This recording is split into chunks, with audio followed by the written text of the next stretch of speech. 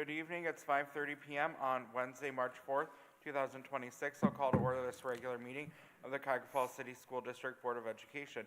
Ms. Joycoy, will you please call the roll? Mr. Gomez? Here. Mr. Harris? Here. Mrs. Schaefer? Here. Ms. White? Here. Mrs. Zimmerman? Here. Thank you. Item B is approval of the agenda. Number 1 is a motion to approve the agenda. It's recommended that the Board of Education approves the agenda of the March 4th, 2026 Board of Education meeting. Action by the Board of Education, adoption of a consent agenda means that all items are adopted by one singular motion unless a member of the Board of Education, Treasurer, Superintendent requests that any such item be removed from the consent agenda and voted upon separately. So moved. Any discussion? Please call the roll. Mr. Gomez? Aye. Mr. Harris? Mrs. Schaefer? Aye. Ms. White? Aye. Mrs. Zimmerman? Aye. Thank you. Item C is our opening ceremony. Number 1 is our informational items. This meeting is a meeting of the Cuyahoga Falls Board of Education in public for the purpose of conducting the school district's business. It is not a public community meeting, although there are opportunities for public participation. If an individual wishes to address the board regarding a topic found on the meeting agenda, the individual must complete a registration form found inside the attendance notebook and present it to the treasurer. Following the introduction of the topic by the board president, followed by board discussion, the individual will be recognized. If an individual wishes to address the board regarding a topic not found on the meeting agenda, they must notify the superintendent and/or board president of the topic no later than 3 business days in advance of the meeting. These individuals may share their comments during the board business portion of the agenda. In both cases, the individual will preface comments by announcement of their name and address and limit comments to 3 minutes. All statements should be directed to the board president. No person may address or question board members individually. An unabridged board agenda for this meeting can be found on your electronic device at the address shown on the screen, and for your convenience, hard copies of the board agenda may be found on the table by the sign-in book down by Mr. Harris. The next policy committee meeting is March 10th, 2026 at 4:30 p.m. at the Board of Education offices, 405 Talmadge Road, and the next regularly scheduled meeting of the Cuyahoga Falls Board of Education is March 18th, 2026 at 5:30 p.m. in the 612 Campus Performing Arts Center Black Box Theater. Now for our Pledge of Allegiance and welcome, Ms. White. If you'll please stand if you're able and join me in the pledge. I pledge allegiance to the flag of the United States of America and to the republic for which it stands, one nation, under God, indivisible, with liberty and justice for all.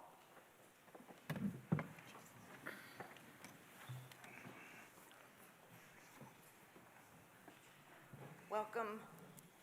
Our vision, Cuyahoga Falls City School District, the hub of our community, committed to a culture of caring. We innovate, we create, we personalize education for all. Our mission, every student, every day, every opportunity. Thank you, Ms. White. Brings us to item D, presentations. We have one presentation this evening. It's a teaching and learning update. I'll invite up Mrs. Jody Hausman.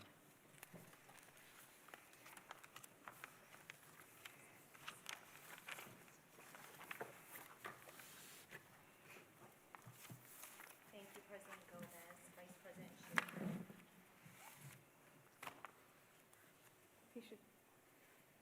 He probably controls it from back there. Where's Lucas? Oh.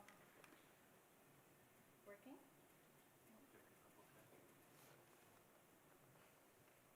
Testing?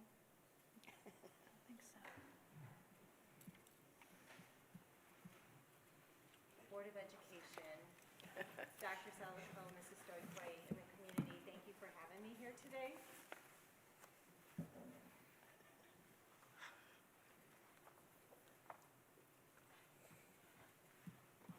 Can you hear me if I get started? Okay. All right.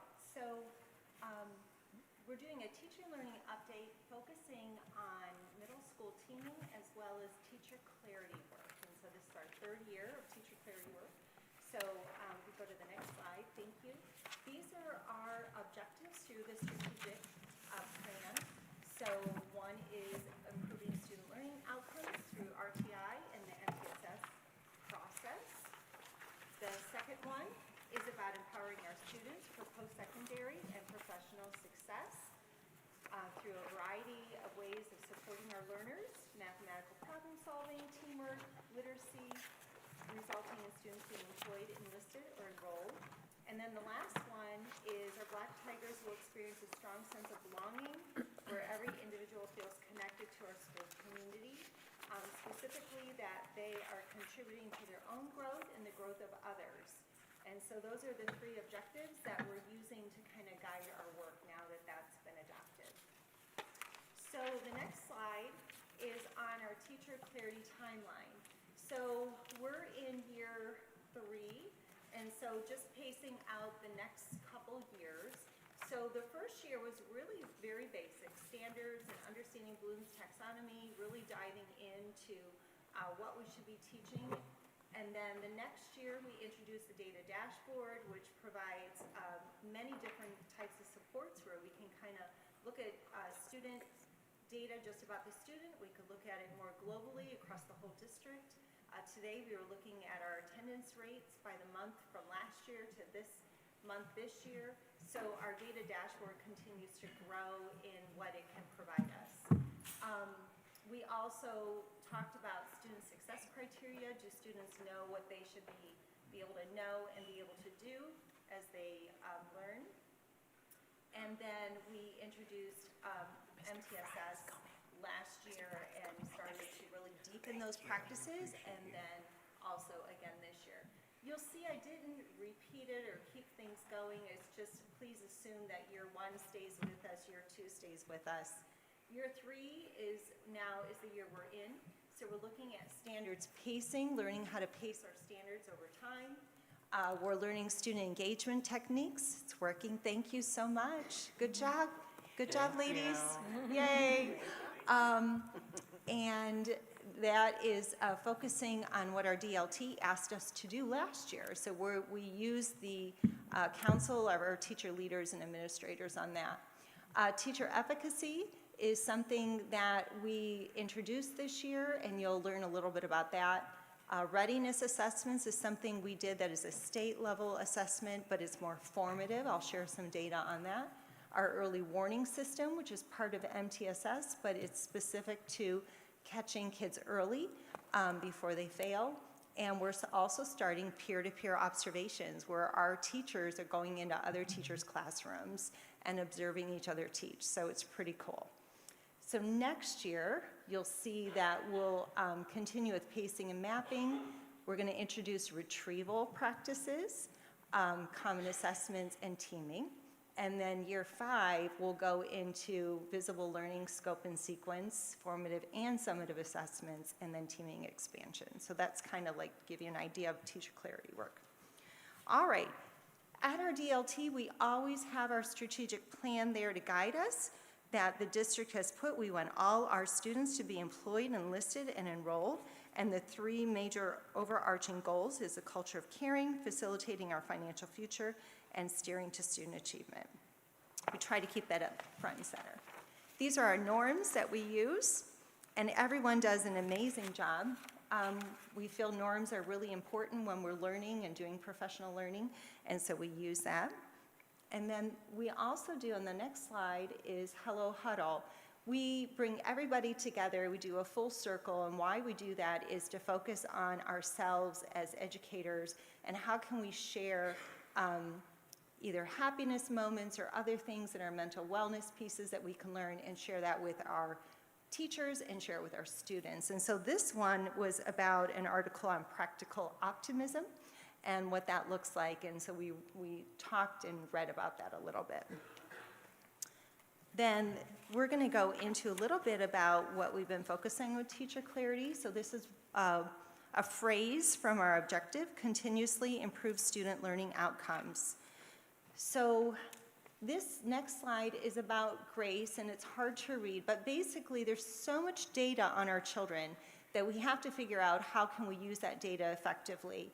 And so we know that every child has a data story, and the data dashboard that we're using with teacher clarity is giving us that data story. So for example, just this week, we added all the assessments a child has taken since they were in kindergarten, all the way up. And so now we can look at over many years how a child's been doing on their profile. And so that's helping us to kind of see trends student by student. And then we also created a list where we can look at a class cohort, for example, and see how they're doing across the cohort. And so we're trying to find ways to make, we're so data rich, to make it accessible for educators and administrators. So, so that is part of the data story.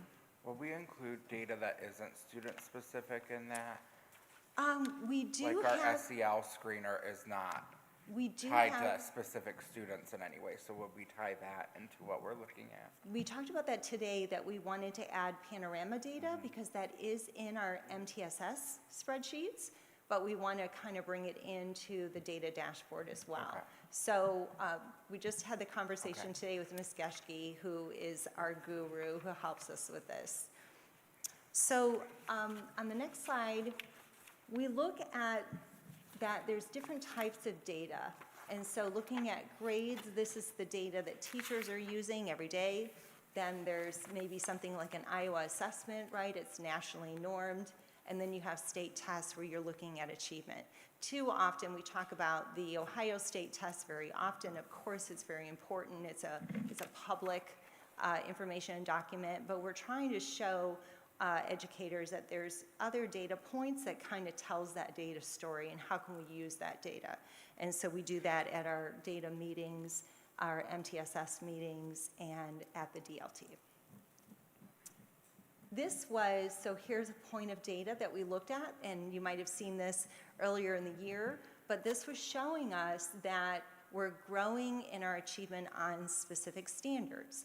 So we needed to show, how can we show our short-term wins that maybe isn't conveying in one area, but this is something that we can see that we're strengthening and meeting our standards based on the data. And so we're excited to see if that grows again by next fall. And then the next one, this was shared with you also. This was value-added data. You'll see, like previously, we had like a negative 10.92 as an index, and now our 3 years out is a negative 5.78 because those higher numbers are still part of, it's a 3-year number. So you don't get the data that was measured for that school year. It's a 3-year comprehensive. So, but then you can see 2 years out, we were at a negative 2.37, and then this past year, a positive 1.14. So you can see we're trending positive in our growth measures. So we hope to see that negative number will fall off, we hope in the fall, and we'll have another positive, and so we'll start to see that number be more representative of what we're seeing in our classrooms. Can you take a brief moment just to talk about what value added is measuring? Yeah, so value added is measuring that a child is showing the expected 1 year's growth. So if they met 1 year's growth, so if they're standing in a bus line, that they're in the same place in line the following year that they were the previous year. If they move up in line, that means they grew more than 1 year. If they fall back in line, they grew less than 1 year. So it's just measuring their growth. It's not a specific achievement level. Then we looked at the data of readiness assessments. Board of Education, you have a few more slides. I just included a couple. These are what we see as formative assessments. So children are taking this at the beginning of 3rd grade, and these are 3rd grade standards and a 3rd grade assessment. So you can see they didn't do that well because it's the beginning of 3rd grade. But it tells us we do have some children who are performing well.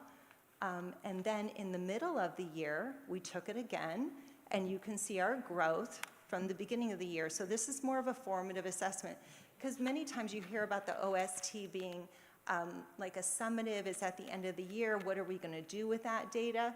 Now that the state offers readiness assessments, we can kind of touch base with our students in the fall and the middle of the year. And so, and then of course the end of year test is the spring test. So we'll see how we do. Here's an example of our algebra. So again, these are students who are taking algebra. We're just started. They just took the test in September.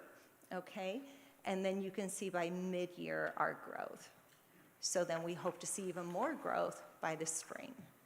So this is a way, and then the data that comes from this is the actual samples of student answers, how students did on specific standards or specific questions. It's very rich instructionally for our teachers to kind of understand about the students sitting in the seats this year. So that's something we looked at our DLT as well. And then the next slide. If you just look at third grade ELA, which is, we know, a critical one because Yes. of the third grade guarantee and Yes. the provisions that start this year. If you look at the mid-year one from the pre-instruction, we had 79% of kids coming in not proficient, which makes sense because they haven't been taught those standards yet. Yes. But then by mid-year, we've moved 35% of them that were not proficient to proficient or better. And And that's this- just by mid-year instruction. Correct. And this is also, we switched to online assessments at third grade, so this also gives them the technical side of test taking it online, understanding drag and drop, understanding what hot text is, where it's highlighted. So there are a lot of technical test items in the state test, and so we want to make sure that children are introduced to that so that the technical side of the test does not impact what they know. So that gives them a little bit of practice. This is what our building leadership teams have been doing when they come to the district leadership team. They're talking about what success criteria looks like. They're reviewing their pacing. They're looking at if there is, things are in sync and make sense, and they bring students examples, which are usually electronic, like pictures. And then is there enough rigor, and does it align to the standards? And then what they do is they get with another building and they share their slide deck and about their work. So I gave you an example of Richardson's. So that's this document. It's not going to be on the screen. So this was an example of Richardson sharing with another school in October about how things were going. And this was for a kindergarten ELA standard. So it talks about what is the standard. So this is Teacher Clarity 101. And then do we know what our students are going to do and be able to know. And so then they define that. And because this is kindergarten, you're going to see more about a response and drawing because they're not necessarily writing at the beginning of kindergarten. Then on the next page, they share that 90% of their students met the success criteria. There's a link to their pacing calendar. We asked them to share that. So every team has a pacing calendar now, and then we'll start to vertically align that next year. They felt that they're pacing well according to where they need to be, so they ranked themselves a 5 out of 5. They shared some samples, which we think shows the full picture of what we're doing. We're not just talking about it, they were showing student samples. And then Richardson also shared a math example. And so again, they felt that the students met the criteria by 80%. They have a math pacing calendar that is hyperlinked there. And then if you look on the last page, you'll see some narrative that we asked them to write and share out. And so you'll see that that they felt that their engagement was improving. So they said, we have a very quiet student, and this was an engagement technique of no opt-out. We pair the strategy to use, and when asked the question, she did not have the answer. Then the rest of the class gave her feedback, and when we circled back to her, she gave a beautiful response. So the no opt-out strategy is, it's okay if you don't know the answer, someone else will help you, but we come back to you, and you get to share it again. You get to build your confidence that you know the answer. It's another way to learn together. So that was one of our first strategies that we learned this year.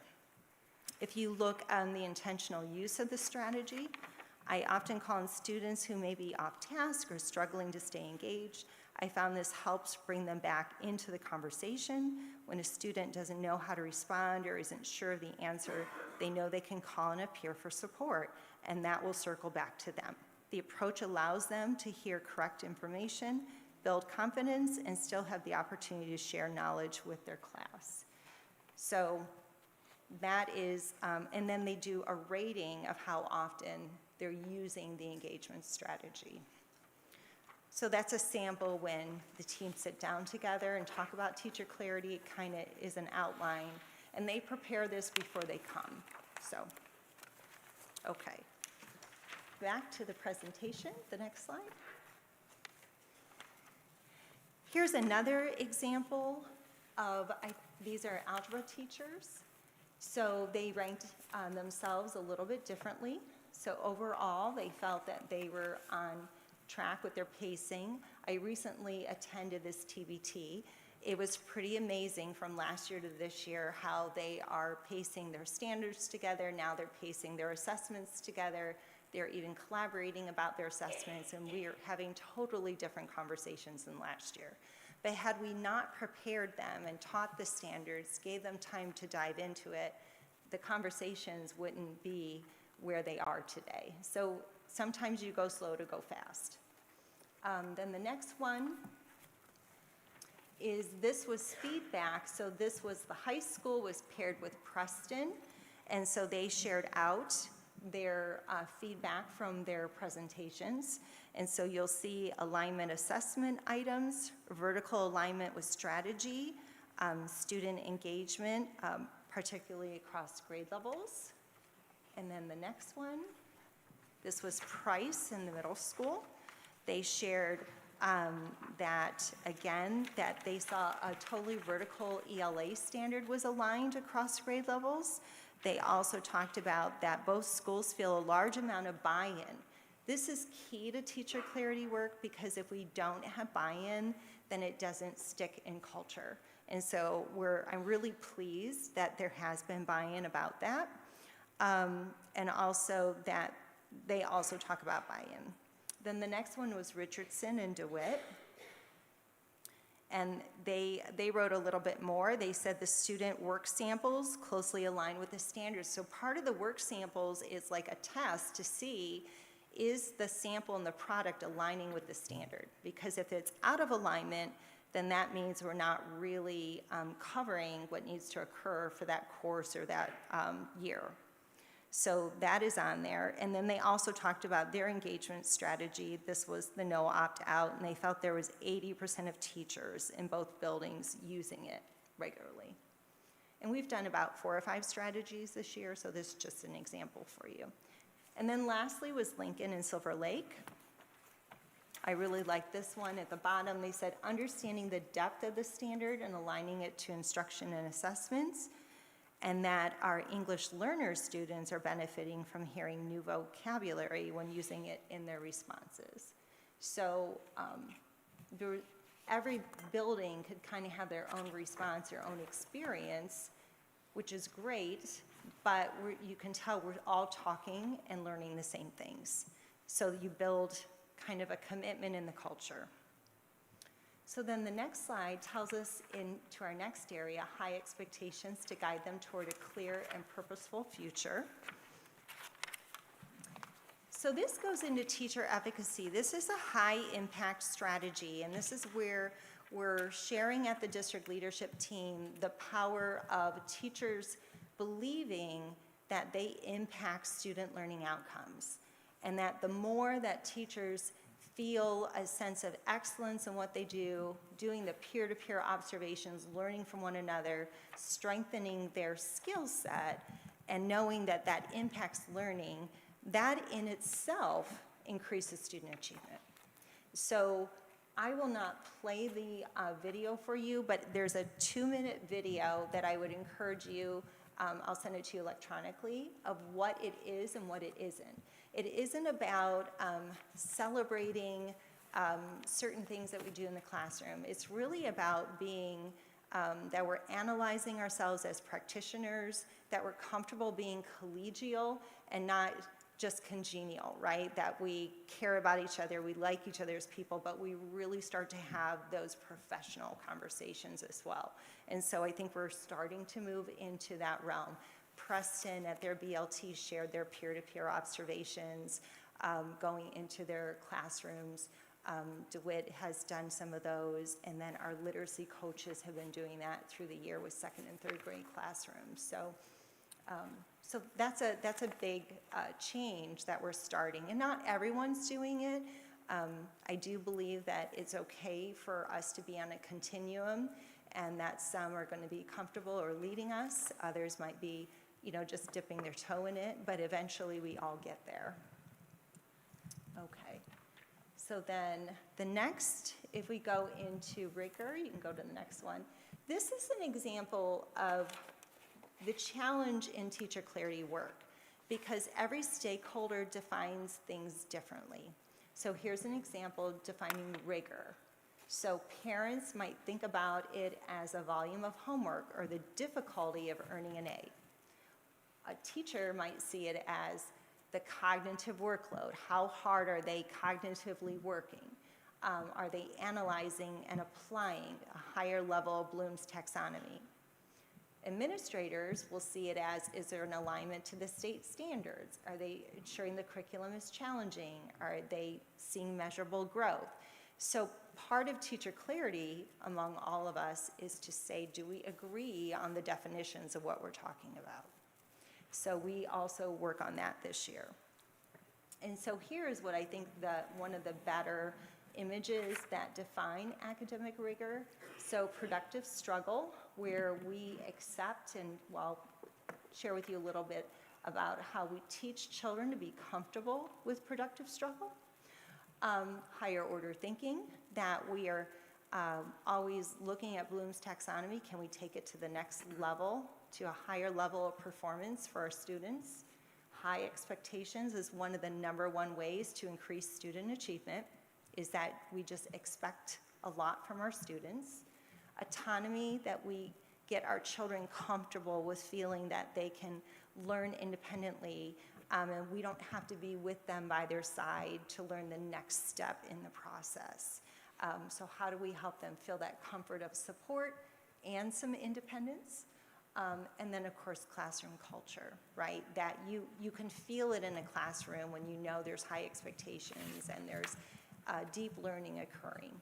And so what's hard about this concept is it's like one of those, you know it when you see it or you feel it, but can you really talk about it? Can you define it? So we're trying to break this down into pieces and parts so that maybe we can put it back together and help our teachers and administrators understand that more in depth. The next slide is called the Learning Pit. So I don't know if you've heard, I don't know if I shared this with you, James Nottingham's work. So our 7th grade team at the middle school is using this, and I don't know if anyone else is, but this is a collaborative version, but it's teaching children that they begin learning something, they have a new idea, and then they begin to have productive struggle. And they go into the learning pit, and they feel the struggle, and they feel the grayness of that, don't know where I'm going. Again, this is the student success criteria. But then they climb out, they come out the other side, and then they feel that internal motivation that they succeeded with their learning. So if we can teach children about productive struggle, then they won't be afraid to kind of dive into their learning instead of waiting for an adult to get them started. Does that make sense? Mm-hmm. Yeah. Good. Thank you. Okay. I think younger children are very good at that too. Yes, they take more risks. Well, and they're good at having the conversation here or asking you a question that you said this and then it made me think of this, so now I'm going to tell you about this. Yes. And then it circles back to here. And I think we kind of lose that as we go. I agree. Mm-hmm. So I think building the awareness of it is how we can kind of keep deepening our understanding. This is, again, from our strategic plan. They will discover purpose by setting personal goals that contribute to their own growth and the growth of others. So then, with Teacher Clarity, we've been talking about student engagement. This is by Amy Berry, Dr. Berry's work, and it teaches us about engagement, the disengagement and the engagement side. Sometimes what we'll see as engagement is participating, doing work, paying attention, responding to questions. But when you look at that, you're pretty close to passive. It's not really active learning. But when you go into asking questions, valuing the learning, setting goals, seeking feedback, self-assessment, that's when you're driving your own learning. So this is just a chart that we're starting to introduce, and we'll actually be talking more about this at the next DLT. So when they set goals, they'll be linked to the standards? The children? Yes. Yes, and we actually talked about a teacher, one of our principals shared today, a teacher went through the readiness assessments, had the children set their goals, went over what they did well, areas of growth, to kind of help them understand. We also had some math teachers at the high school use that strategy, and their achievement grew by double digits. Good. So setting goals is a really impactful strategy. And then the self-assessment, they can assess Yes. where they are, Correct. if they've met their goals or not. And to me, that is very important. It goes Yes. back to Bloom's. It You're does. synthesizing, analyzing, and evaluating. That's So, right. yeah, I think that's good that we're going to Yeah. do that more. Does everybody do that right now? No, but we are Yeah. beginning that journey, and Well, so when you I'm show that excited. it works, more Yes, and more people will that's do right. it. We spread the good news. Go ahead.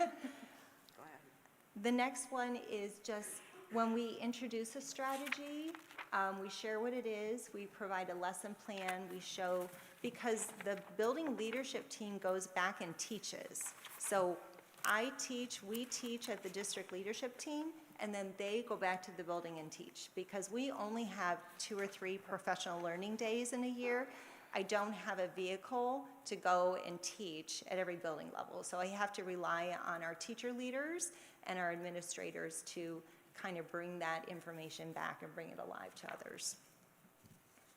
Okay.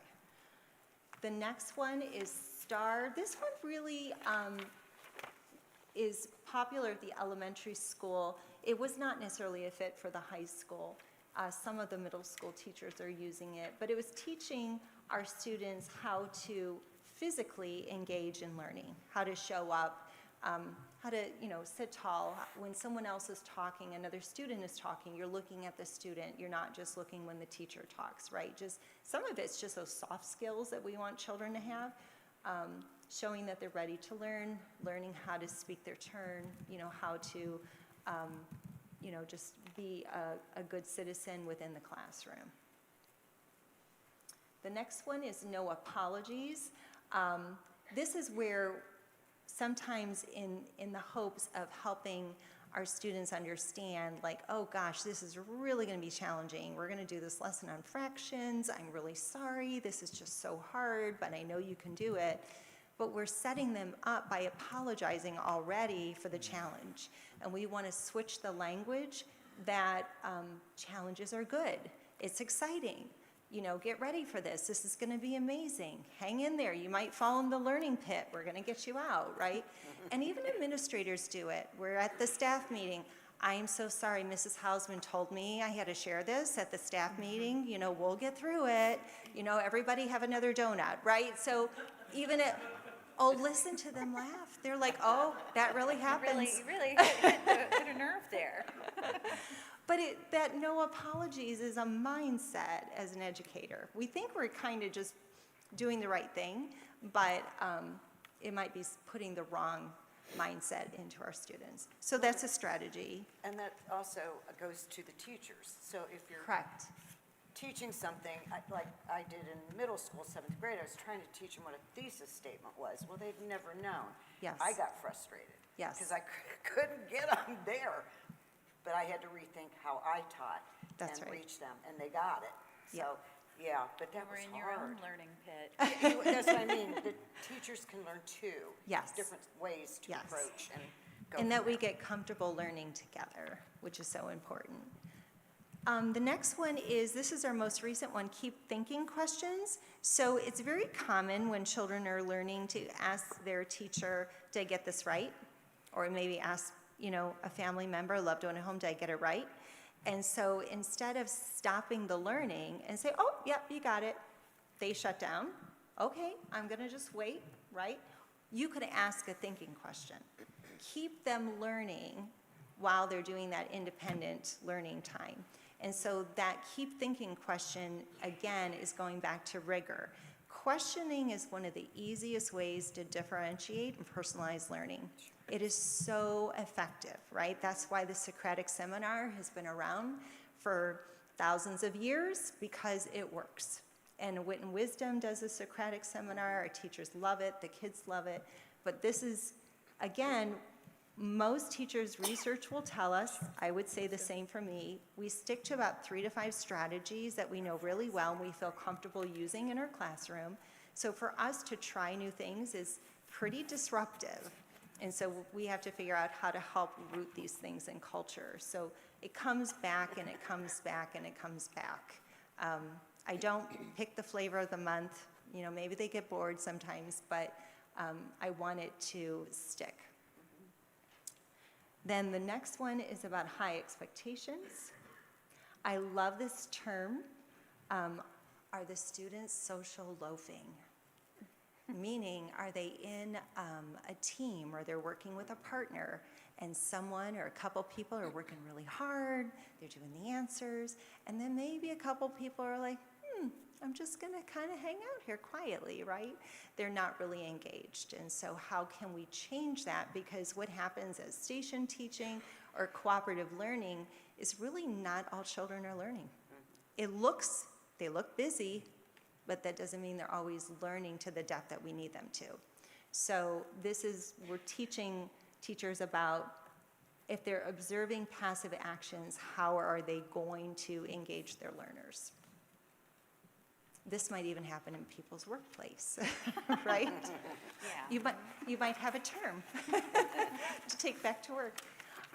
This was a recent survey. We had 108 responses, which I think is really good. And so you can see that we've had a really good buy-in with our engagement strategies. And again, the teachers chose this topic. So I'm really pleased. So this was the no opt-out.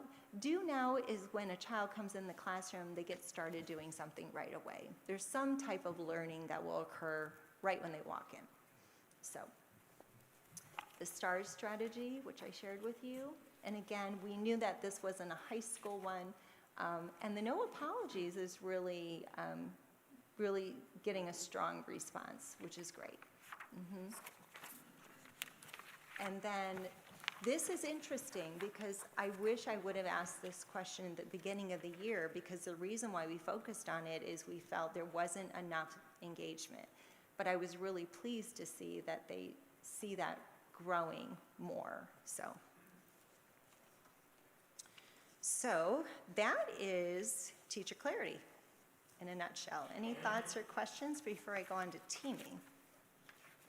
I think you speak to some of the, like our portrait of a black tiger, critical thinking, resiliency, all of these things are showing up here as well. Yes, and you'll see that's going to come into teaming. So you'll see it on some documents here. So this is, again, one of our objectives. All Black Tigers will experience a strong sense of belonging where every individual feels connected to our school community. So then we go into the teaming model. Here's our timeline. So year 1, there's a shared vision, and we'll help our teams create their own core values. They will all be working on, so all middle school teams will work on an operations, academic goals and expectations, and their pod culture. We'll train staff on the stages of team growth, so forming, storming, norming, and performing. So, and that is the natural cycle of teaming and coming together when you collaborate. We'll launch student teaming with a group of early adopters. So we're kind of running 2 parallel ideas, teacher teaming and student teams. They're similar but different. And then we'll continue our teacher-based teams and teacher clarity work when we get together. Because our middle school, they have a team time, and then they have like their TBT time, their planning time. So you have enough time in the day where we can work on all these things. Okay, then year 2, we will again ensure all our teacher teams reach the norming level of development. They may not all be at performing level. That's okay. It takes a little bit of time. Regularly assess how effectively each team is functioning. Provide teaming principle training for new teachers. This will be really important. So every year that a new teacher comes into the middle school culture, we'll need to give them like a 101 on teaming. Expand the student team model. So we want to see the cooperative learning model for students to start to expand year 2. That's going to be a heavier lift because it's a different way of teaching cooperatively. And then strengthen teacher leadership and continue to refine instructional practices. And then year 3, looking at a full integration of the teaming model. We hope to be at the performing level. Scale the student teaming model to include all the remaining teams. Build student agency and collaborative habits in all school practices, teaming practices, and products. And lead ongoing school improvement to ensure the model remains sustainable. So we have to keep building models where it's not reliant on a person for it to continue. We have to have teacher leaders and administrators within the culture that can keep things going. This was our vision statement that the teaming committee put together. So we worked on this over a couple meetings, and so they really are so excited about this work. We have teachers from all grade levels, different content areas, and they'll be part of those teacher leaders helping to roll out in August. And then the next one was their core pillars. So intentionally designed structures, drive, there you go, Ms. White, personalized learning and social growth, shift from lecture to teaming, where we build student soft skills, portrait of a black tiger. They talked about that a lot. We had 2 people, I think, that are on the portrait of black tiger on our committee as well. So we have a nice crosswalk there with the portrait of black tiger committee. Advocacy and whole child support for middle level learners. And then academic success is collective. That's that teacher advocacy piece, okay? So that's some of the work we put together. And then I'm going to ask you to go to, I gave you some separate documents. The first one says One Voice Operations Checklist. So we went through and practiced as a committee what conversations would look like for a team. And so when you look at this, it breaks down by team identity, grading and assignment weighting, which is a really hot topic when you're a teacher, operational policies, the student experience, assessment, academic planning, social emotional learning, student advocacy, and parent and community communication. So most of them have chosen their names of their pods, so their identity has kind of been chosen. But we also want to talk about their physical space. We talked about bulletin boards. How do we want to display student work? These little pieces build into culture.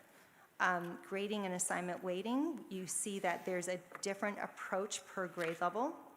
The 0 policy, what does that look like? So that would be a building or grade level decision. So not everything's a teaming decision. Some are department decisions, some are building level decision. But going through like a decision-making process like this helps them define that. Then if you look at the back of that page, are they going to offer extra credit? If they do, what would that look like? Is that an effective use? Gradebook transparency, making sure we're following board policy, making sure that we're updating it together as a team, that we communicate and use that as a communication tool. And then the student experience talks about the homework policy. So we're going to talk together as a team how we're going to give out homework so that children don't have one night of extensive homework and then nothing on another night. Like, we're going to talk about how we're going to manage homework. They're going to have the same late work policy and the redo policy. So they're going to bring that together as a team. talking about co-teaching and co-planning, hall pass procedures. Teams need to be on the same when it comes to a bathroom sign-out log, like how do they want to do that? These are little things, but they're really big when it comes to culture in a classroom. Technology norms, how are they going to use Google Classroom? I recently had a parent say, my child has to log into 6 different teachers for Google Classroom, and it can be overwhelming sometimes. So how do they want to use Google Classroom? Having a team calendar for assessments. So again, not everyone's tested on a Friday. What's their makeup protocol? Interdisciplinary connections. So we talked about this. Interdisciplinary work is very robust and can be very challenging. And so I've studied intersessions where you do them across teams or grade level departments, and you do them like the week of Thanksgiving or the week of spring break, and you pick like 3 or 4 periods in a school year where we practice interdisciplinary and we kind of build an understanding of it before we just dive right in and start doing it at a local level. Now, we do have interdisciplinary work already happening, which is exciting. It's happening organically, which is the best kind. But for those that maybe are going to feel uncomfortable in that arena, we can begin to build experiences for them and teach them how to do that. We also talk about social emotional, like is there going to be a watch list so we know which children are going to need some support? Do we have celebrations? How are we going to do celebrations as a team? How are we going to communicate to parents? Like, do we want to send an email from every teacher? Probably not. Do we want to send a team email? Do we want to do a Friday newsletter? Like, how do we want to share what we're doing in our classrooms?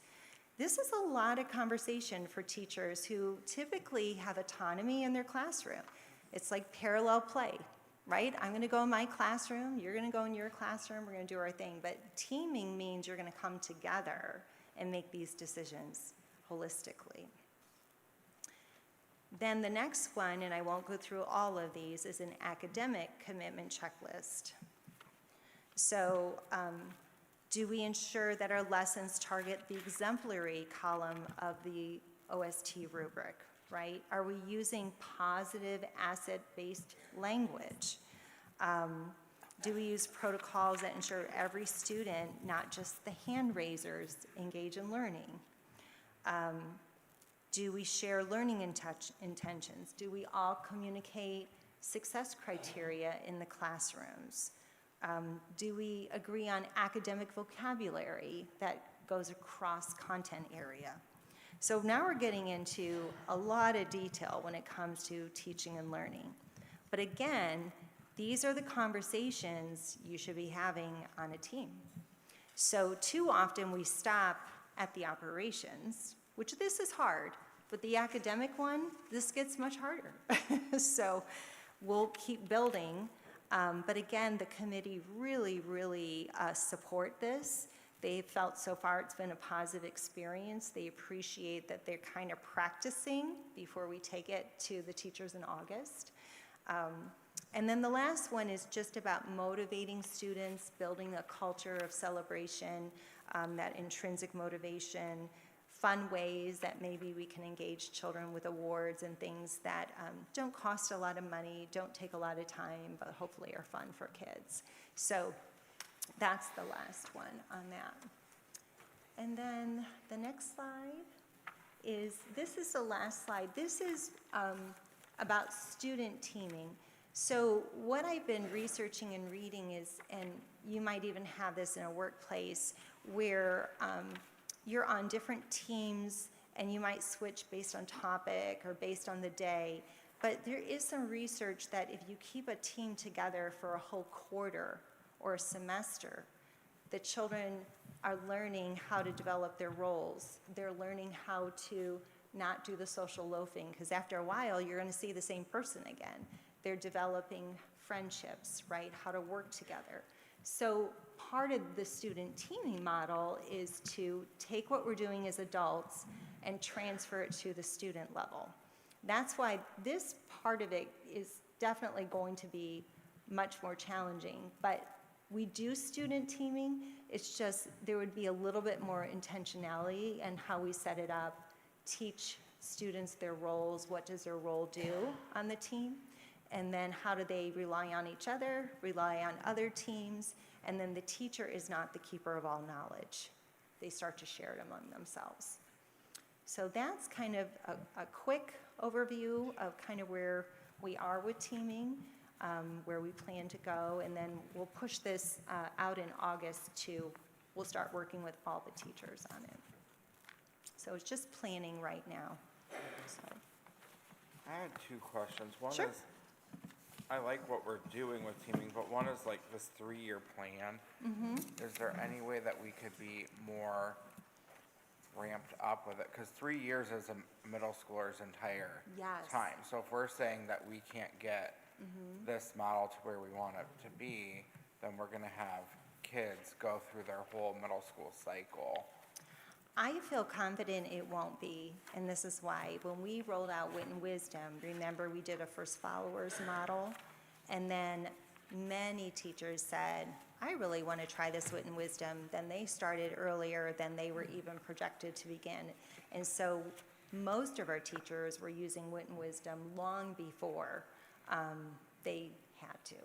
So I also think the teacher teaming will all be pacing at the same pace. So that's going to happen all together. The student academic teaming, I'm going to need the first follower groups of teachers to teach the next group of teachers. I hope we'll be done in 2 years. I guess I'd rather, I don't want to be wrong on that, but I think we could do it in less than 3 years for sure. But I know with teacher clarity, it's taking 3 years to kind of see some of the growth that we're hoping to see too. So, But it's not like you are only giving this information to your first, you're sharing this with the entire staff to get them absolutely, prepared yes, and ready to go. and building. And the teacher leaders will be on this journey teaching too. I won't be the only one sharing information. I know, I get like that too. Can we do it now? I want it now. Yeah. But I realize that it's hard for some, because we, at the high school, we worked at 9th, 10th, 11th, 12th. It took me a year to get one outline that we could all share, a year just to get that, to agree on the vocabulary, to agree on the content. 1 year. I was very frustrated, but we did it. I don't even know if they still use it, but, you know, and it took us a long time just to agree. And then we did 9th grade rubrics, 10th grade, Yep. 11th and 12th. That took a year to get, English, I don't know if it's English teachers, I don't know, but they like their way Yeah. and their rubrics. And so to get them to come together, it was difficult. It does take time. I But do it's plan to frustrating. dedicate a big part of my time at the middle school next year, so hopefully, you know, I can keep things going and things don't, you know, stop in our movement. So I hope I can kind of keep that moving forward. And then my other question was in terms of commitments to utilizing spaces. So we designed spaces intentionally Yes. for teaming, and I didn't see anything in those documents about their team commitments to utilizing the Yes. spaces. How are we using collaborative spaces? How are we using these flexible spaces or other spaces throughout the building to maximize the teaming opportunities that we have? They're starting to use them in their core instruction already, and they're starting to spill out into the collaborative space as well, small groups or classes. But yes, part of the operations will be how to use that space, how to design, because the space is the third teacher, right? That's why you designed it that way, so it supports teaming. So right, part of what we need to do is how do we intentionally use the collaborative space? Yeah, I think it should be in one of those documents Yeah. about how they're planning their teaming around utilizing a space that was designed for teaming. sure. And teaming isn't just having your 4 teachers assigned to you, it's about so much more than that, as you're saying, which was also the space. A shout out to Miss Carlisle, no, she's here. She's not here It's tonight. here. She was a teacher that started using the space and used all of the space in the collaborative in her classroom, and her children were all through the pod working on and I just happened to walk in that day. It wasn't planned or anything, and so it's starting to happen organically, which is exciting. But yeah, we can make it more intentional for sure. I think that would be helpful. Yeah. Yeah, 'Cause- and the ELA standards are generic, they're not specific. So you can use the readings, or especially the writing, I think, comes into play with Yep. any other subject. You know, so that is something to look at, not that the English teachers are gonna love that, because it might mean more grading. So we have to have common rubrics for all the subject area that they can all use to grade. You know, because Yeah. it takes a lot of time to grade. And the state of papers. Ohio has established rubrics, so they they can have. work off of those too. Yes.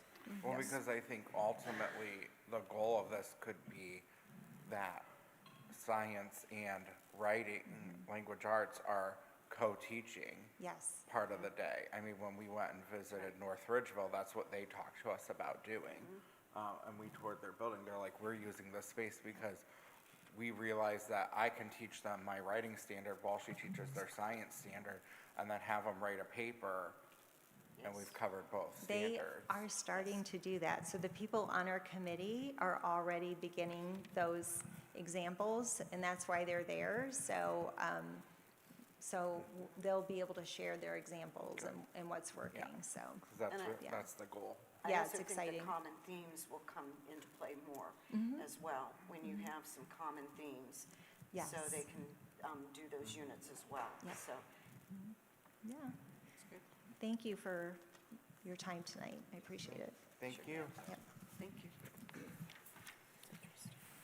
Good stuff. Takes time. That brings us to item E, Treasurer CFO's Business Consent Agenda. Ms. Stoikoi? Thank you. I'd like to recommend the Board of Education approve all items listed in the treasurer's consent agenda. So moved. Second. Discussion, Ms. Stoikoi? Yes, real quick, the minutes, donations, that I always like to point out, they're Ben Curtis, and then, another one for the Black Tiger Family Center. I know we see the Ben Curtis Family Foundation on here quite often, so, appreciate all that they do. And then the amended appropriations, I had, sent you an email. We've got our final auxiliary amounts in February, so those needed updated a little bit, an increase. And when we changed some of the building projects before, the 004 and the 010, I forgot to think about interest in the future. It was just accounting for what we had at the time, but because we still have balances and we're accumulating, even though it's not that much anymore between the local and there's none in the state share, to have the ability to spend that, because we can use that towards, whatever, we're using all of it right now, actually, towards the project, from the local and state. So, just to be able to do that, we guesstimated a little bit about what we would get through the end of the year, on that, but, so we could use it once we got it each month. Any questions or comments? Please call the roll. Mr. Harris? Aye. Mrs. Schaefer? Aye. Ms. White? Aye. Mrs. Zimmerman? Aye. Mr. Gomez? Aye. Thank you. That brings us to item F, Treasurer CFO's Business. Ms. Stoikoi, any comments? We are in the middle of budget season, looking forward to next year already. So there are a few changes again, this school year, as, some of, we've decided over the past year, some are state changes, which with accounting codes again and how they want us to do it, so trying to get everything in line, so expect to have those out to all the departments and buildings sometime next week to get going, on for the next year. Those are usually due sometime early May, and then we can go through them before those, some of those individuals leave for summer break, so. And you'll want us to adopt that and The official permanent appropriations that are based off those budgets will be in that meeting in July. July. Yep. Okay. Yep. That's it. Brings us to item G, Superintendent CEO's Business Consent Agenda. Dr. Selico. Thank you, Mr. Gomez. I'd like to recommend that the board approve all items as listed in the consent agenda. So moved. Discussion, Dr. Selico? Thank you. Well, my computer timed out on me, but luckily I brought some notes and I'll try to refer to what's behind me. We have some personnel items for your consideration. A couple of retirements that I'd like to point out. Arthur, we call him Art, over the custodian at Price. So notice that he will be retiring and appreciative of his service to us. And Deborah Hammond, the food service assistant at our 6th through 12th grade campus. So thank you to both of them. We have some resignations, some classified appointments. We have our spring coaches and some other coaches there listed for your consideration, some number of leaves of absences. We have our volunteer baseball coach, and we have a substitute transportation monitor. Along with personnel, we have some contracts. Templeton is a transportation service used for the transportation of students whose needs cannot be met through traditional bus routes, and this is a new company that we will be using. We also have 3 MOUs for our CCP courses. That's University of Akron, Lakeland Community College, and Cuyahoga Community College. So we're asking for your approval of those. Those are minor revisions to those contracts, pretty much just updates to them regarding dates, etc. We have an overnight field trip. Good That's under news. board business. Oh, I'm sorry. Okay, I just kept going on my notes. I didn't look up. I'll hold off on that one. Thank you. Then that's it.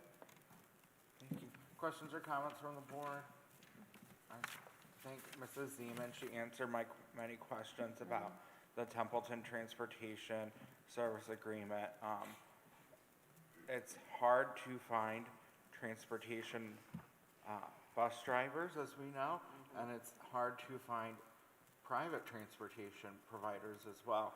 This is the only company that returned her phone call and had any capacity to provide transportation to the student. But in order to be fiscally responsible, we're only transporting with this private company half the day. We're able to provide it through our district transportation half the day. We're using this company the other half the day because their rates are expensive. So they worked it out through Margie in the bus garage and with Mrs. Zeman that we were able to do it through district transportation half the day and to swing that. So our appreciation to Mrs. Zeman and to Margie in the transportation department as well. Please call the roll. Mrs. Schaefer? Aye. Ms. White? Aye. Mrs. Zimmerman? Aye. Mr. Gomez? Aye. Mr. Harris? Brings us to item H, Superintendent CEO's business. Your comments, Dr. Salzberg. Yeah, thank you, Mr. Gomez. Just a couple, we had a meeting last week, so I covered a lot of areas. But I just want to give a couple reminders of our CF Idol is tomorrow night here in the auditorium. We have our all-city percussion concert on March 11th. And then I know we'll have a meeting before this, but I just want to give a couple reminders for our vendor fair. I spoke with Ms. Keller, who oversees that and does an amazing job. And she said they're close to 100 vendors, and that's on March 21st. So I will definitely make it a point to get some more goodies this year. And that's all. Thank you. Thank you, Dr. Salka. Brings us to item I, board business. Number 1 is request to address the board.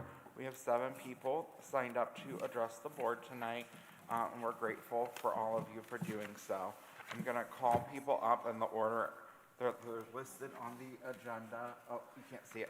So if you have a copy of the agenda, we'll call people up in the order they're listed on the agenda, because that's the order in which we receive them in.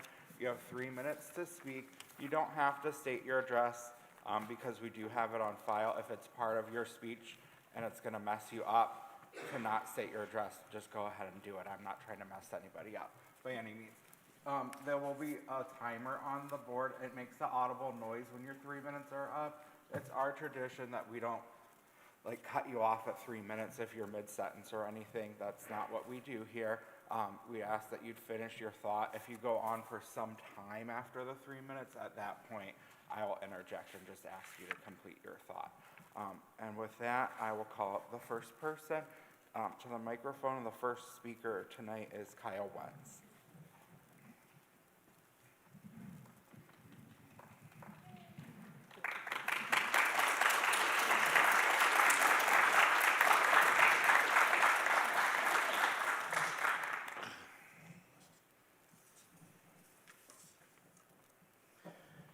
Good evening. I'm here representing the students and families affected by the ending of the interdistrict open enrollment. Students who have spent years building their lives in this district. My family moved to the Falls in 2013 on a small home on 4th Street by the old high school. And from that moment, our son, a first grader, and our daughter, a kindergarten, a couple years later, were embraced by the school system and community. Alex graduated last year as a 2-sport athlete, band president, Eagle Scout. Amelia, now a sophomore, is an honors student and a 2-sport varsity athlete. When we moved just 0.2 miles outside the district, but still in Cuyahoga Falls, we were assured open enrollment would keep our children here. That meant everything. Now it may be ending. A decision made without a vote and affecting 254 students. Last night, my daughter said, "I just want to go to online school. Starting over is too much." My heart broke, because it isn't just about policy, it's about prom, senior night, high schoolers' normal rite of passage. This is just one of the examples of many, many, many students and families, identities, friendships, and futures that are rooted in the district. These students have not been temporary participants, they have been fully invested members of the community, leading clubs, being top Tigers, competing athletics, performing in band, and representing the district with pride. Many of these families stood with this district during challenging times, and they chose to stay. This is why this decision is so painful. It's not just a policy change, it's a message to students who have spent most of their lives here. One of your board's stated priorities is a culture of caring. A culture of caring means supporting students when things are hard, not just when it's easy. For students who have spent nearly their entire education here, being forced to leave before graduation not only disrupts their academics, but their sense of belonging, their extracurricular commitments, and their emotional well-being. There are reasonable compromises that would protect students who have invested so much. For example, allowing currently enrolled high school students to finish their education here would provide stability while allowing the district to implement changes. Another option, allow students to pay to attend and let families decide if it's worth it. Why not survey the 254 affected families to see who would be willing to pay? Whether that number is small or large, you'd finally understand the true financial impact. Further, how many of these 254 are high schoolers? I'm told it's 100. 100 kids. That doesn't have to be all or nothing, but it feels like a line has been drawn out of convenience. We're just looking for any avenue to allow these kids to finish instead of uprooting their lives. I have one final thought. Were these 254 students included in the projections used to secure funding for the new school? Were these students counted to obtain funding and now being asked to leave? Have we truly examined the finances with the outside experts to identify other savings, such as reevaluating our $1.2 million per year administrative building lease? I listened to the last board meeting and heard the superintendent push this plan on you. You can choose to do something different. The administration answers to you, not the other way around. Please tell us that you've not boiled our children down and their hard work over the last decade to a line on a spreadsheet. It's not about honoring the relationship between the district and the families. Then what is it? Live up to your motto, every student, every day, every opportunity.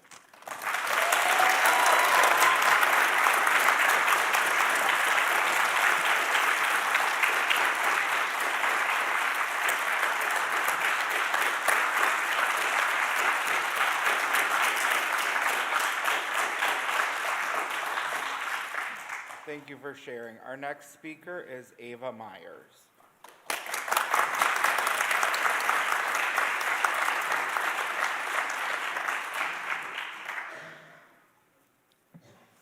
Good evening.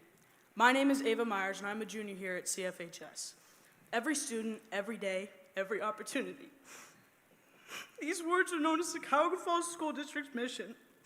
I suppose the wording should be changed. To say that this district is for all is unfortunately not a statement I can agree with. There is a reason that these kids are here. That reason is the great environment you all have created for them. They feel safe, cared for, loved, educated, supported, and special. These feelings are other schools they will lack. Why would you force them to a place that is the exact opposite of ours? They chose you. You all have built an organization of growth and development. They have chosen this district for that same support you all offered. However, now they're going to lose each and every bit of that. Tonight, most of us sit in comfortable chairs, as this decision does not affect many of us. The board will still have a seat at the table, I myself will still have a desk in my classroom. But what about the families who fought for the last few days, have desperately been trying to conjure a plan to keep their children in a safe educational environment? What about the seats in the classroom that will now lack those flourishing young minds? What about the seats in a band that will lose those passionate musicians? What about the bench that will lose those tenacious athletes? What about our CTE program when our cosmetology students look to see an empty chair that was once filled with a flourishing colorist who won her well-earned spot? These will change the morale of the school that has been on the rise, that has a new building, that has wins in both state tests and swim meets.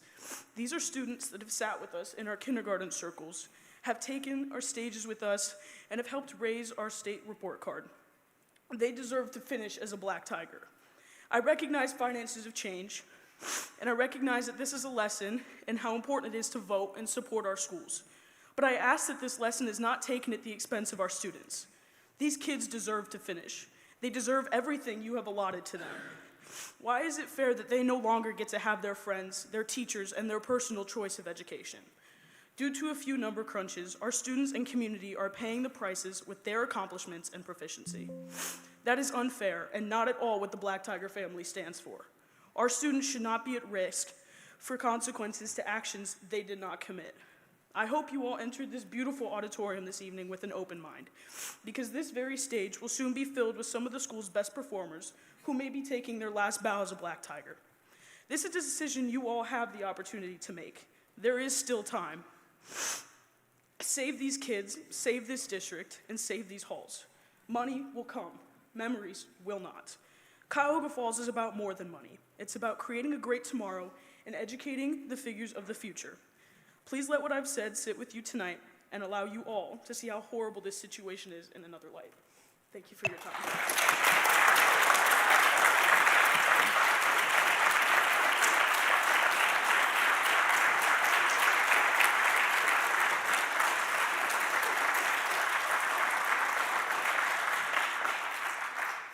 Thank you for sharing that, Ava.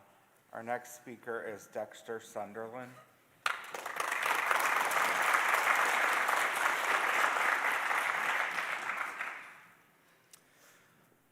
Hello, my name is Dexter Sunderland. I'm a senior, and I'm an open enrolled student of 2 years at Cuyahoga Falls High School. I've been living in Falls most of my life with my grandma, when in my junior year I moved to Akron, where I am permanently living. I have been going to Cuyahoga Falls High School since I was in kindergarten at DeWitt Elementary School, where I then went to Bullock Middle School and finally Cuyahoga Falls High School. And I am in the 4th generation of graduating Cuyahoga Falls High School students, with my mom, grandma, and great-grandma all coming from the district. I'm coming to speak at this meeting, not for the safety of my future, but rather the safety of a whole community of people. I care for this community deeply and have made connections that I don't think could have been replicated anywhere else. I participate in several after-school activities, including theater, choir, and the spring musical. I am an A and B student with a current 4.0 GPA for the quarter.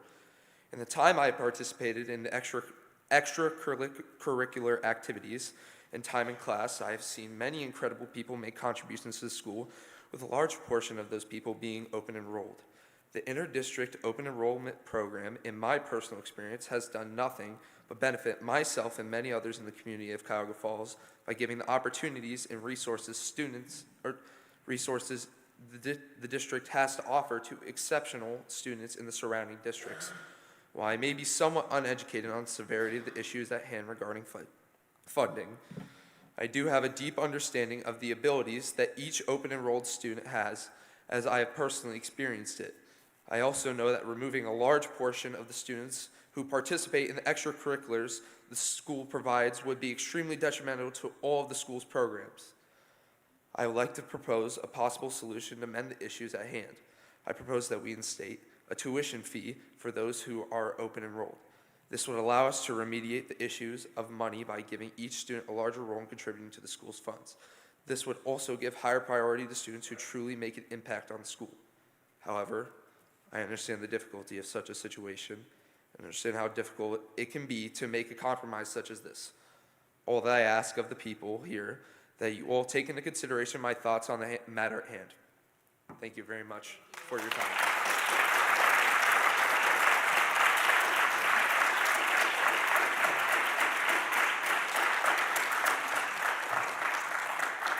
Thank you for sharing, Dexter. Our next speaker is Aaliyah Haddad Williams. You're not here? Okay. Our next speaker is Alexandra Conan.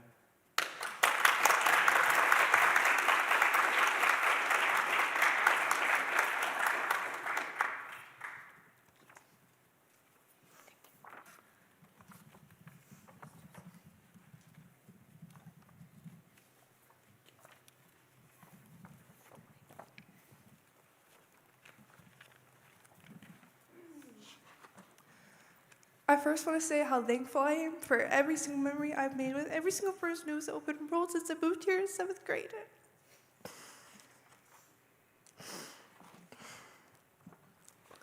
I want to bring attention to the dangers that students may face if they do have to choose to move to Akron schools. Because families who live in Akron choose not to send their children to Akron public schools for a reason. Safety is a serious and ongoing concern. In 2021 alone, there were more than 3,000 recorded fights across the district. That immersive amount doesn't even compare to Cuyahoga Falls. Even a 2023 police report detailed just one of many incidents. In early December, an Akron police officer was assigned to Ellet High School to intervene in a 6-person fight in the cafeteria. According to a report in Doug Livingston of Akron Beacon Journal, he even saw a student with a bloody lip not engaging in the fight while in the bathroom while another student attempted to continue the attack. This is the only one documented account of thousands of incidents. With open enrollment and shutdown, families lose the ability to choose a safer environment for their children. Parents have the right to prioritize their child's safety and well-being. Limiting a school's choice forces students into situations where violence and disruption are real concerns. Before restricting open enrollments, the district should address the underlying safety issues that are driving families away in the first place. I do not want any of my friends to be in any type of danger. You also need to consider how this decision will impact all of our amazing educators. Teaching requires immense mental and psychological strength. According to the National Library of Medicine, teaching is a highly demanding profession, which requires both excellent knowledge of the subject and at the same time requires unlimited psychological resources for coping with everyday emotional challenge. The website also goes on to state the teachers need to process both cognitive and emotional components in the classroom. Think of all the teachers who are going to see all their students, and the new middle school, they get to see their students grow up. They get to see all the changes that they're going to be making in their lives as people and as students. Now we are taking the opportunity away from them with getting rid of open enrollment. When I walked into school on February 25th, whenever you guys were sending out the letters, I was greeted by so many students being held, crying about all the friends that they would miss. I encourage you to look through all of the stories, including parental stories from all of our amazing people in Cuyahoga Falls. I just want to say again, I'm so thankful for all of you guys. Moving here was genuinely one of the best things that ever happened to me, and I can't imagine Cuyahoga Falls without you.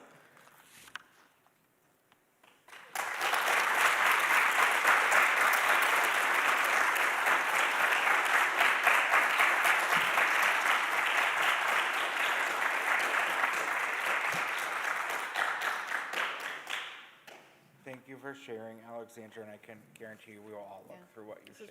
Okay. Our next speaker is Cadence Palfrey.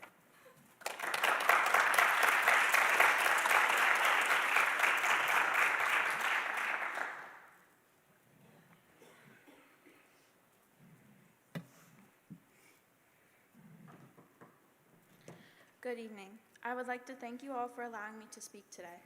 My name is Cadence Pelfrey. I am not an open enrollment student, but my best friend of 11 years is. She is a straight-A student who is in executive committee, National Honor Society, and involved in many other things. She is an open enrollment student because of the mere fact that she does not have the opportunity to move her house location. She is the sweetest person I have ever met, and everyone I know can advocate for that. Considering this, I do not believe that you guys completely thought this decision through when it was made. Given the fact this decision was made from a financial perspective, it still affects so many lives in ways that are detrimental. There are students in our school district that have been going here since kindergarten. Them, as well as their families, have built entire lives based on this school district. When it comes to open enrollment, some families enroll their students here because they believe that it is the safest option. There are so many schools in our state that are not fit to provide the proper education and environment that students need. There are also students that are here from open enrollment that are 4.0 students in the National Honor Society and clubs, sports, and many other things. Students cannot control the way they are living. It is not their choice of the location, nor the districts near them. Getting rid of open enrollment will not solve any of the problems in our district. It will only create more. Students come to school every day and want to feel safe and comforted by their friends and the support systems that they have built here. Students having to simply move away because of their housing situation will cause mental instability and more educational problems. Coming from the standpoint of a student, it is hard to learn when you are stressed about having to sit at lunch by yourself or have a group project with no friends to work with. Not everyone is extroverted and able to make support systems wherever they go. As a district, it is often preached that we are not just a district. We are a family. It is stated a lot that it is every student, every day, every opportunity. If this was the truth, it should actually be every student, without any exceptions. Thank you.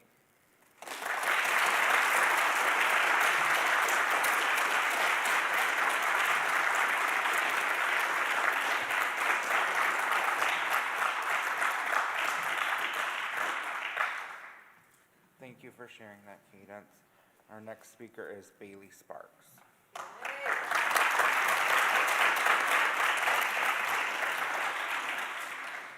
Good evening. I just wanted to start by saying thank you to every single person who showed up today, for me and for every single open enrolled student in Cuyahoga Falls. My name is Bailey Sparks, and I am a current sophomore at the 6th through 12 high school campus. My little brother, Jack Sparks, is a 6th grader at the 6th through 12 campus. We are both open enrolled. I am a member of the 2028 class committee, as well as theater, marching band, track, and swim and dive. The closing of open enrollment has completely got rid of these opportunities for me. This is my whole future. I was ready to walk the stage with the people I grew up with. I was kicked out of Falls in my 5th grade year after going to Silver Lake Elementary for 5 years. I went to Finley CLC in Akron. It was miserable. I was a 10-year-old in a completely new and random space. I didn't know my way around. I was bullied, and I was alone. I asked my family so many times to let me come back to Falls, and we did everything. My 6th grade year, I came back to Falls, and I was finally reunited with all of my people. Except after I left Akron, I got multiple threats, hate comments, and so much hate for leaving Akron. I was called a traitor, slurs, and many things a 10-year-old should not be called. To this day, I still get calls and random text messages like, do not come back to Akron, and you don't want to know what will happen, and you can't just come and go. Leaving Cuyahoga Falls isn't just me not going to the school anymore. It's me leaving my friends, my family, the sports I enjoy, the people I grew up with in my entire childhood. If I would have known at the beginning of the school year that it would be my last fall play, my last one-night festival, my last marching band season, and my last semester here at Cuyahoga Falls, things would have been so much different.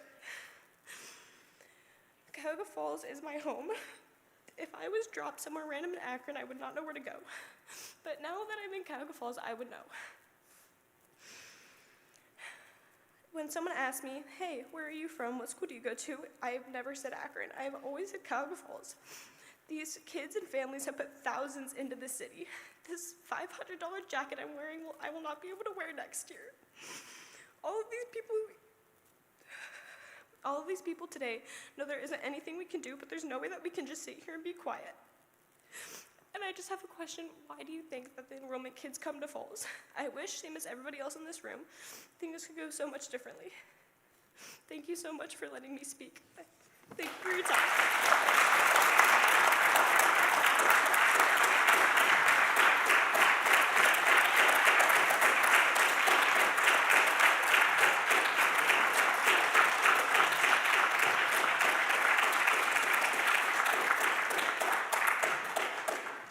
Thank you so much for sharing your story, Bailey. And thank you to everyone who took the time to speak with us tonight on behalf of the board. We genuinely appreciate you coming out and speaking to us. We appreciate hearing from all of you. At this time, we're going to move on with the rest of our agenda items. And so number 2 is policy adoption. It's recommended the Board of Education adopts the following policies. Section D, fiscal management, DID inventories, DLC expense reimbursements, DLCR expense reimbursements, Section E, support services, EBDE, procurement and administration of overdose reversal drugs, Section G, personnel, GBK, no tobacco use on district property by staff members. Section I, instruction, IKEB, acceleration. Section J, student, JEB, entrance age, JFCG, tobacco use by students. Section K, school community relations. KGC, no tobacco use on district property. KMA, relations with support organizations. KMA-R, relations with support organizations. And KNA, appointments to the Cuyahoga Falls Parks and Recreation Board and Cuyahoga Falls Library Board. So moved. Is there any discussion? AJ, Patty, and Carrie. Is there any discussion? No. Please call the roll. Ms. White? Aye. Mrs. Zimmerman? Aye. Mr. Gomez? Aye. Mr. Harris? Mrs. Schaefer? Patty and Carrie. Patty and AJ. Okay, that's why I was like, wait, what? Number 3 is the overnight field trip for wrestling teams. It's recommended the Board of Education approves the overnight field trips for the boys and girls wrestling teams to compete in a tournament. So moved. Second. Dr. Salka? Now it's time. Yes, we were actually able to get this in for your consideration. It just so happened that we had a board meeting. Sometimes these trips happen, it's last minute, and I have to, approve it and then notify you later. But in this instance, this past Saturday, both of our girls and boys wrestling teams competed in the sectional tournament. 6 boys and 3 girls have advanced to this weekend's district tournament, which is great. Our boys team will travel to Perrysburg on Friday morning and compete Friday and Saturday, and the girls team will depart on Saturday and stay Saturday night in Findlay, Ohio, competing early Sunday morning. So congratulations to those students. We have a number of winter athletes who did exceptionally well, and once the season ends, we will invite them all to a Yes, meeting. that's Any great. questions or comments from the board? Did I read the parents are going with them? Some parents, I Some think. are, okay. Parents are providing the transportation. Yeah. Providing, Yeah. okay, parents are providing the transportation, okay. Sometimes we don't know in advance because these happen so quickly that I just sometimes am able to give approval and then notify the board because it happens, the events happen and kids qualify in times that don't happen. So in this instance, we're able to get the approval. Okay. Now, I did read this, but just, so they stay in a hotel, they have chaperones? Yes, Okay. yes. And I can't get to my notes because my Oh, computer. okay. No, I don't know why it's not doing it. Any other questions or comments? All right, please call the roll. Mrs. Zimmerman? Aye. Mr. Gomez? Aye. Mr. Harris? Mrs. Schaefer? Ms. White? Thank you. Item 4, future agenda items. Do you have any additional future agenda items at this time? Okay. Number 5, committee reports. We'll start with Mrs. Schaefer. I have a 14. No, we just go by person. Oh, okay, sorry. None? Okay. All done. Next, we, board policies meeting on March 10th, and then, community engagement empowerment team, we met last evening to plan our event for the elementary students that are going to new buildings next year. So we're working on that event. We decided to break it up into 2 evenings because of the resources that are needed, like transportation, social work teams, etc. We thought that would be better to break it up into 2 evenings. I don't have those dates for you yet, but we're working with the parent support organizations, as well as like inviting the library and EL resources like Asia Inc. So we talked about having the 5th graders, trying to identify 5th graders in each building to actually do the tours and lead the tours so that there'd be a student-led opportunity, and then highlighting the consistency across our elementary buildings as trying to find ways to make parents and students feel more comfortable. So like the consistency of the educational program is the same. The difference is really the building and the faces that you're seeing. But the education, the expectations, the Black Tiger Pride, the offerings, you know, we have art, music, gym in all of our buildings, and trying to help families find comfort in what is the same as well, and trying to make sure we emphasize the similarities for students as well. So it's coming along well, and when we have firmed updates, I'll make sure that everyone is aware of those as well, so you can get those on your calendars. Okay. Ms. White? The construction core team met. We're getting close to the end. We're just waiting for the work on the bleachers for the stadium, and that they will start doing soon. There are 19 items open on the punch list, and they're working to close out the majority over this month. So there are about 105 furniture punch lists and so on, but they want to close those over spring break. We do need additional lockers. We're working on those. There are a couple wardrobes in the music rooms that are needed. And then bookshelves, they are coming. We hope to have an estimated ship time of 3/27. So that is coming as well. The additional fire and egress signage, we're looking to see if we need to revise that by which rooms actually need to have that posted. The projector location, the pricing was sent, it was approved, and it will be done during the spring break. The black box and auditorium railing extension, we're going to go ahead with that as well. The pricing was submitted, and so we will be doing that. The stadium patio light pole replacement, we are looking to get that done by next, I think August was the date for that, if I'm not mistaken there.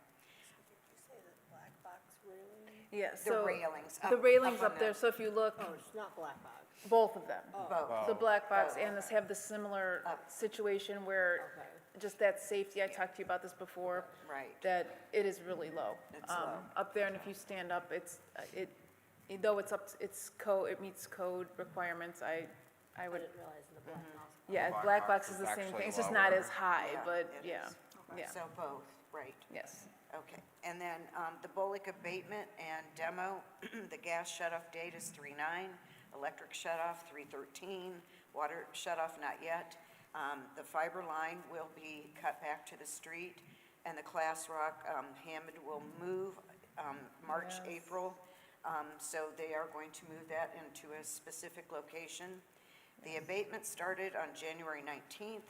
We're removing asbestos, so we're still within budget, which was good news to me, and I'm sure the rest of the board.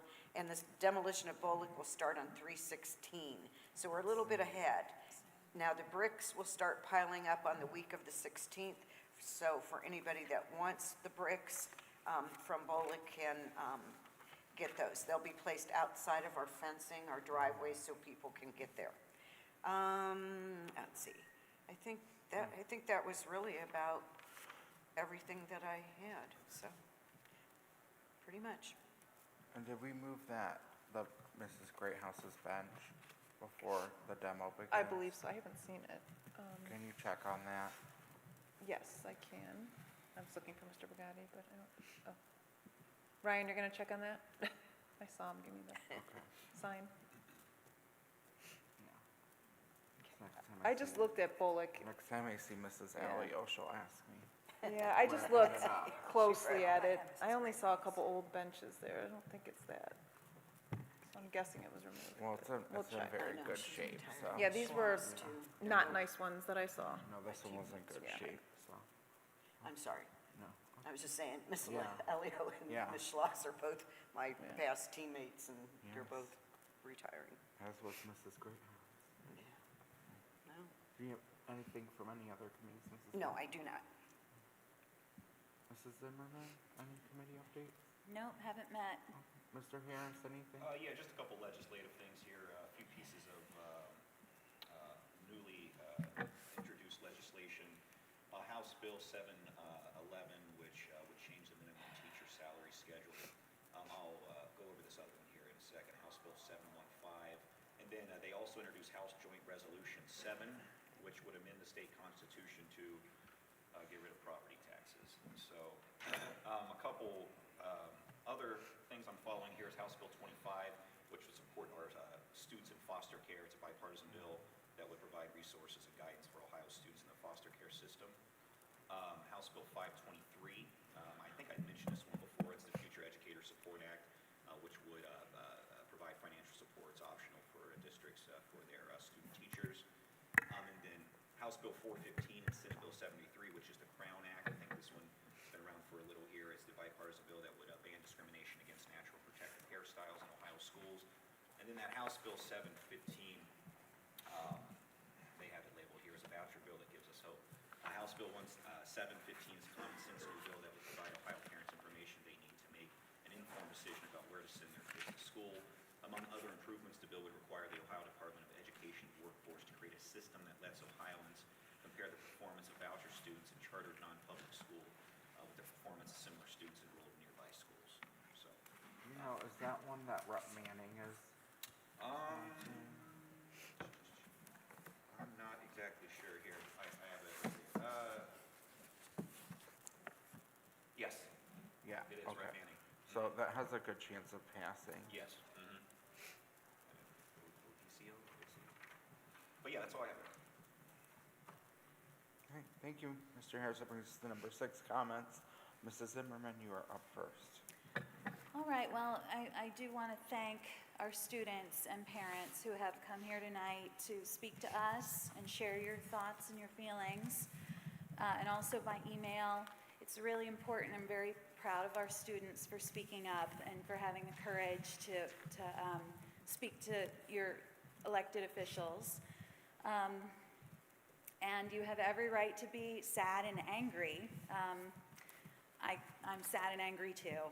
So I encourage you to learn more about school funding and to speak out to your state legislators.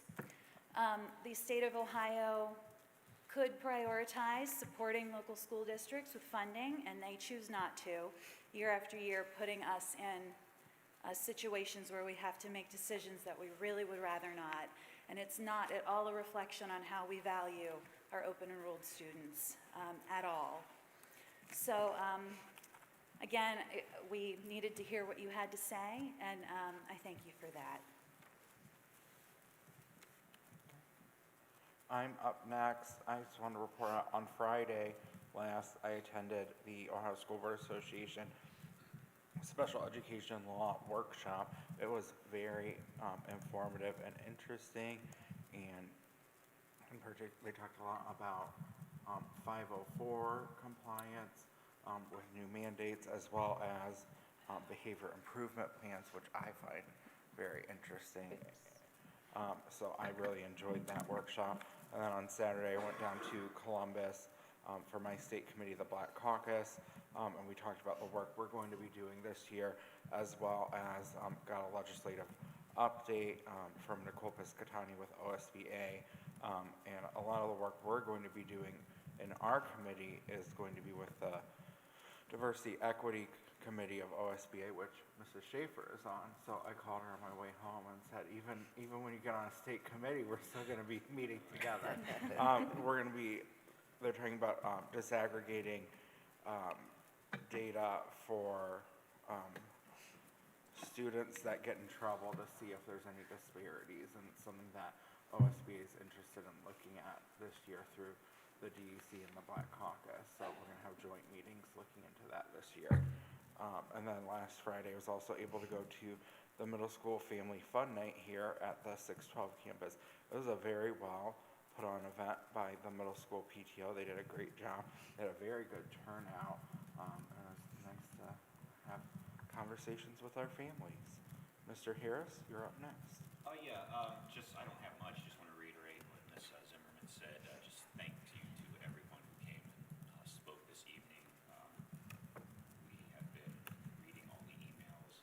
We listened intently. We will read what we were given this evening. And I just want to, again, second what you said, Ms. Zimmerman, as well, is please, please, please contact your state legislators. Please contact me, email me, call me.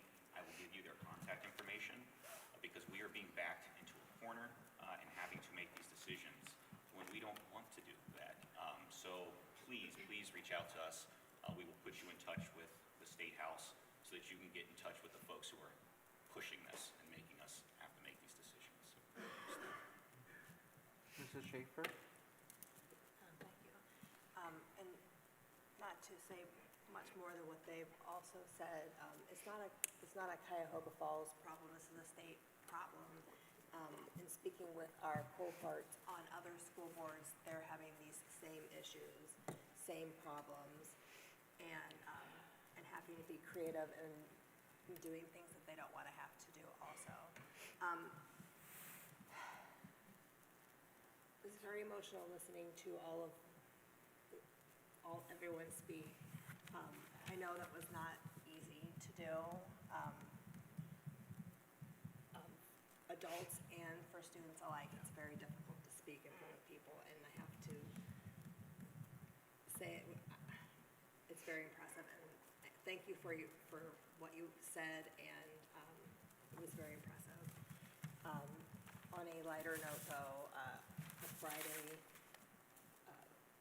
family event at the middle school, it was very well attended. I was very anxious to attend the event because it was right after we made the open enrollment announcement. I had a lot of very respectful conversations with families, and we were able to have some of those conversations about why we had to make those decisions.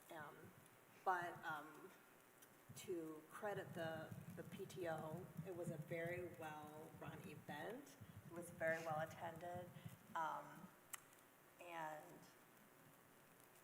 they had a raffle with some Alani in it, and people were very excited to win that raffle. Alani? What's Yeah. that? It's Energy it's an drink. energy drink. Oh. And they were very excited to win that. And there's some candy baskets. I would dare say they were more excited over the Alani and the candy than the Starbucks gift card. So, Oh, they were. oh, yeah, The McDonald's gift card, yeah, the candy, but definitely the Alani was number one. yeah. I'm pretty out of touch. So, Yeah. with middle school fare. So, but it was a very nice event. We kept asking the kids what they were gonna put their Yeah. tickets in to learn, from them. Yeah, I forbid Alani in my house, which meant they had to drink it in secret. So, Thank you. Ms. White? Yes, I have an article, and it's not an educational one. For those that follow the board meetings, I usually bring in an article about education, doing something or whatever. Tonight, it's Where Funds Fall, and it's about the Ohio Lottery. And it really struck me because we've been talking about this for a couple weeks now, of where the money goes and how much we actually get per student when it's not enough. It just isn't, and they're relying on property taxes more and more and more. Listen to some of these facts. 25 cents. That's the amount from every dollar spent on lottery games that goes to education. 25 cents. 1.4 billion lottery profits transferred to education last year. But when you divide that by how many districts? 613, something So, on there. yeah. 10, 12% percentage of Ohio's total state funding that comes from lottery profits this budget cycle. It's 12%. $900 per student, what the annual transfer would amount to if split evenly across 1.6 million public school students. $12,759, that is the average per student spending in Ohio schools. 66.3 million year-over-year decrease in lottery profits sent to education. You want to know why you're paying more property taxes? Your state's not picking up. Okay, we'll go on. We found that some, but not all, of the gambling revenue takes a winding route from the Lottery Commission to local school district budgets, obscuring how much each district receives and whether state lawmakers are using the lottery to replace funds previously designated for schools. We found that charter schools, unlike traditional public school districts, do receive direct lottery profit payments, with some annual payments equaling millions of dollars. Lottery profits will make up only 12% of the total state funding. The rest of the state funding comes primarily from state taxes. Local school districts also must rely on federal funding and local taxes such as property levies or income taxes for their expenses not covered by the state's allocation. We have not asked for a city tax because we know that hits the families that are the poorest in our neighborhood, so we have not done that. And after voters in 1987 approved the constitutional amendment that required lottery profits to be dedicated to education, state lawmakers created the Lottery Profits Education Fund to keep the lottery profits separate from the state's other revenue dedicated to education. But for decades, the state has transferred a majority of the money in the Lottery Profits Education Fund to its primary operating fund anyway. During the last budget, the state took $1.3 billion from the Lottery Profits Education Fund and mixed it with other state revenue.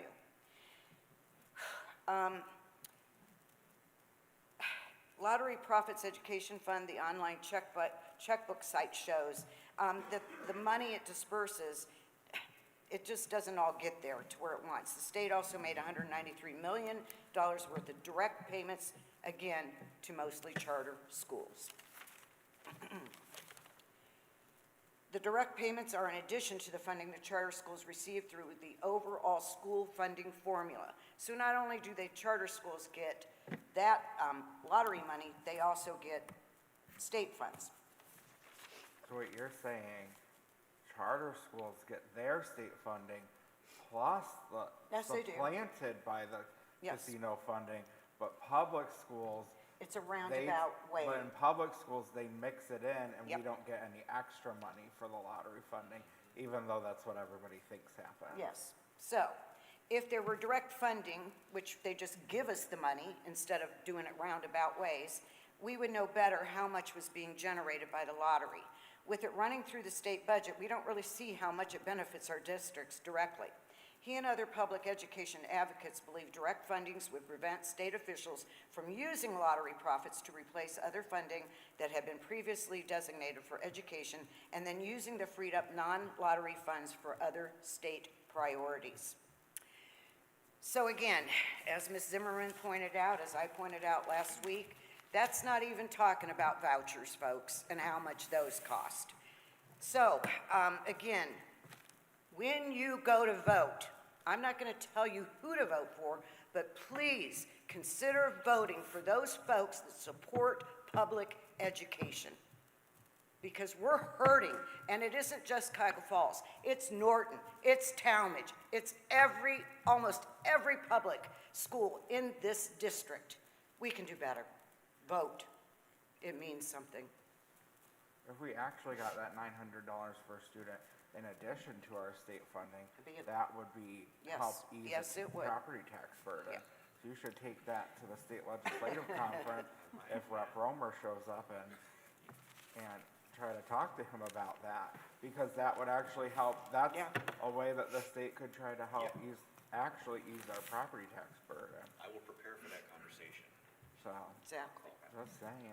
And that's not even counting vouchers and how much that costs. So, again, and I was an English teacher. Once you are, you always are, I guess.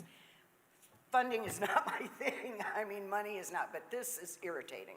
It really makes me angry, and I don't get angry very often, but this makes me sick because I think they're trying to destroy public education. I'm done. Well, that lottery money was supposed to supplement. Oh, Now yeah, It was supposed to sure. supplant, And they not just take away state funds. it's- Yeah, now it's Yeah. replacing. Yes, yes, exactly. Well, thank you, Ms. White. Brings us to item J, executive session pursuant to Ohio Revised Code, section 121.22G1, is hereby moved that the board adjourn to executive session, consider the employment and compensation of a public employee or official. So moved. I moved. I'm sorry, second. Thank you. I do that. Angry. Please call the roll. Mr. Gomez? Aye. Mr. Harris? Aye. Mrs. Schaefer? Ms. White? Aye. Mrs. Zimmerman? Aye. Thank you. We're in executive session at 7:19 PM. Be no action after.